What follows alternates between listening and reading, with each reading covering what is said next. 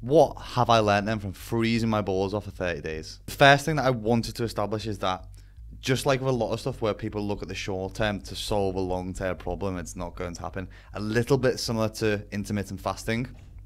A lot of people will look at intermittent fasting and think this is the holy grail to fat loss. And whilst it will have some benefits, most of them will be mental. And secondly, it's the compounding effect of being in a caloric deficit and taking those repetitive steps to control your calories day by day, which is going to have the impact, not the icing on top. Involved in the 30-day ice bath challenge.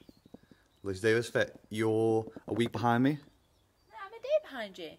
No. I'm a day behind you. I started on the Friday. You started on the Monday, did you? Go. Just don't think about it. Come on. What are you doing today, minute-wise? 2 minutes 30 because yesterday. Go on. Go on.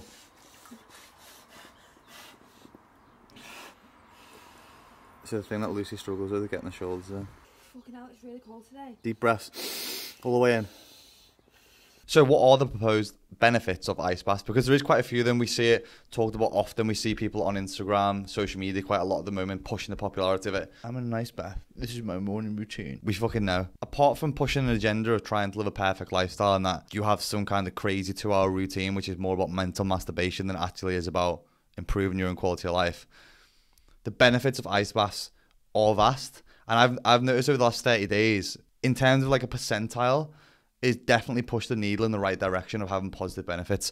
Some of the physical benefits, though, have been there or thereabouts over the last couple of years, especially when it comes to recovery and rehab. I think you're probably better off just jumping on the bike and doing 10 minutes cool down rather than jumping in an ice bath. Secondly, on that, with the physical, there's actually been shown negative effects if you're looking to build muscle mass and negative effects to hypertrophy if you are going to jump in the ice bath immediately after getting a pump on. Some of the physical benefits, though, you will actually have a higher physical threshold, that was hard to say, to the cold when you go out into the cold elements, such as if you go hiking, skiing, somewhere cold. Well, duh. Whatever it may be, you will have a higher threshold because you've put yourself through cold elements and cause physiological changes to the body in the period of taking ice baths, which in turn is believed that we may even be able to increase the susceptibility to being ill or having the common cold during winter, which is pretty good. Studies have shown some increases in metabolic rate, although really, really small. The other thing that's been discussed has been increased testosterone levels for males, quite significantly, but it only lasts for sort of 10 days. So maybe if you're looking to have power masturbation periods or if you're trying for kids, could be a good thing. Don't shoot the messenger. One of the physical benefits that I've noticed, though, is to do with my breathing. So I'm not someone who enjoys meditation or doing the tree hugging kind of la-di-da outside ground and stuff. I know it works for some people. For me, it doesn't. But to be able to be in the ice bath, control my breathing, massively helps them for the rest of the day, especially if I wake up with a bit of morning anxiety or just generally feeling like shit. And this is where most of the benefits for ice baths are mental. It's the it's the psychological adaptations of putting yourself through something difficult in the morning that then helps. We know that we get the dopamine hit. We know that we feel better afterwards. I mean, I don't know if I've shot it on any of the videos.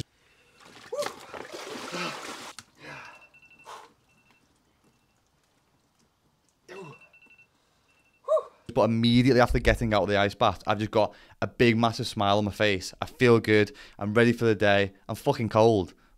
But I know that nothing's going to be as difficult as doing that. And quite often when I'm setting my timer for 2 or 3 minutes in the morning, it's a battle between myself and my mind telling me you shouldn't be doing this. And there's only one winner every time.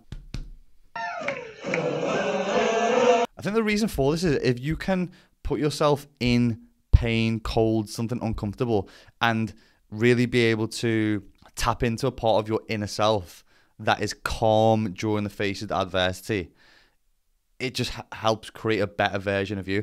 If there was someone who came down to earth and said, what would the ideal perfect human being be to be successful?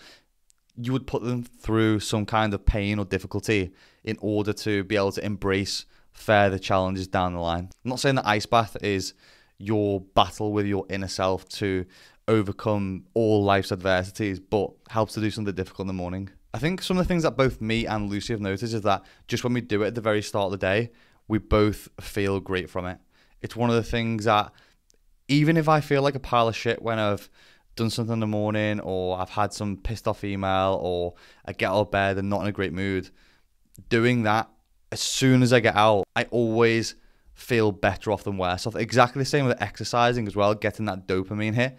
Just always feel that little bit better. So if you're looking to do ice baths or just even get a cold shower at home, how much cold exposure should you be getting per week? So I found out and looked at that the ideal amount was going to be about 11 minutes per week. And this can be split up over the week into 2-3 minute doses. And that's why it doesn't have to be a lot. If I said to you, you are going to get physical and psychological health benefits from sitting on your arse for 3 minutes per day in the cold, you would do it. In comparison to exercise, where you need to exercise 30, 60, 90 minutes to see small incremental differences, I think this is literally the easiest, lazy way to increase your quality of life. Temperature, you want to be between anywhere from sort of 5 to 10 degrees to be the optimal temperature. I mean, I've done it in 1 degree before, literally felt like my balls had just been digested by my anus because it was so cold. And sometimes you don't want to go to that point where it's dangerous. It's fucking, do you know what it is? 2 degrees. 2 degrees today. I can't really see because of the sun. The theory again is that you would do, if it's that cold, the degrees in minutes. So if it was 1-2 degrees, you'd only do 1 or 2 minutes, and you can go further up the higher the degrees is. But that's about optimal, and you don't need to be this warlord, hero, and savior of the ice and the cold to get the benefits.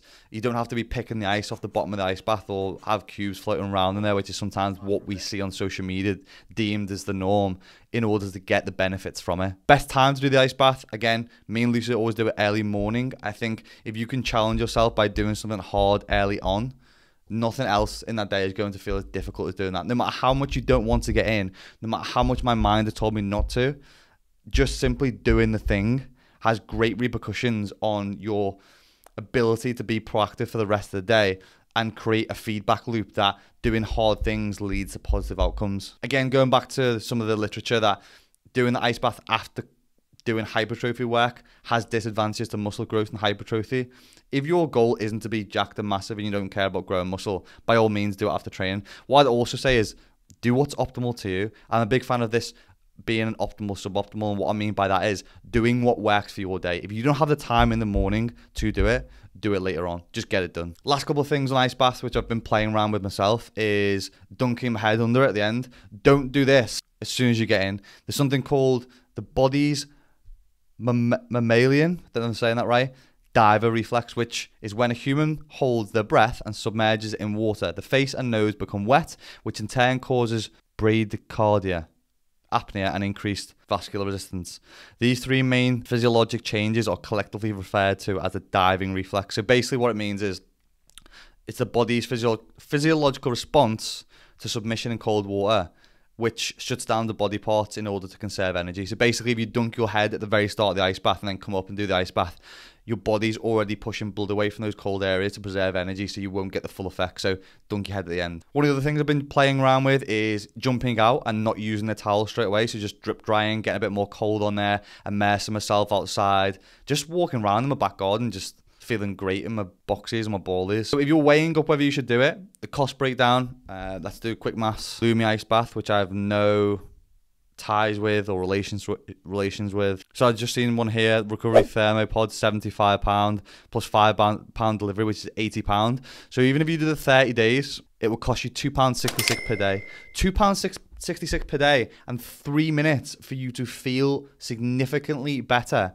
The amount of things that you probably invested in, which are absolute bullshit, which cost you a lot more and you spent a lot more time doing, which didn't actually transpire or transcend into anywhere near the same results, for most people I would guess is significant. Alternatives, if you do not want to buy an ice bath, you can do cold showers. I actually find the cold shower myself doing that a lot harder than the ice bath, because at least when I'm in the ice bath, I'm submerged and not being blasted with it. The other thing that you can do, which a lot of people I saw doing during the whole CVID era, was jumping in lakes and stuff. And again, that has great benefits. Just be careful how cold it is. I went up to somewhere in Scotland with the Stoltman brothers, the world's strongest men, and the temperature was 1 or 2 degrees. We were in there for 20 minutes, which was actually dangerous. I couldn't get warm for about a good 2 hours. The easiest way is just to do the ice baths again, because you're not, whenever you're putting something in front of yourself which makes an activity more difficult to do, such as time, travel, money, it's creating more resistance to getting something done. So if you have a small tub, it's basically a paddling pool in your back garden,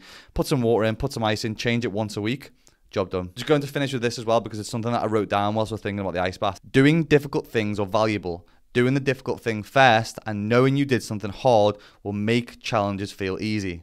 Is it going to drastically change your life forever? Probably not. Is it going to make it a little bit better? Yeah. Are you going to be cold? Probably. If you enjoyed this one or have any questions about ice baths in general, please feel free to drop any questions below. I'll catch you next one. I hope you enjoyed this video. If you did, please drop a like. If this is your first time visiting my channel, subscribe. I'll catch you in the next one. Bye guys.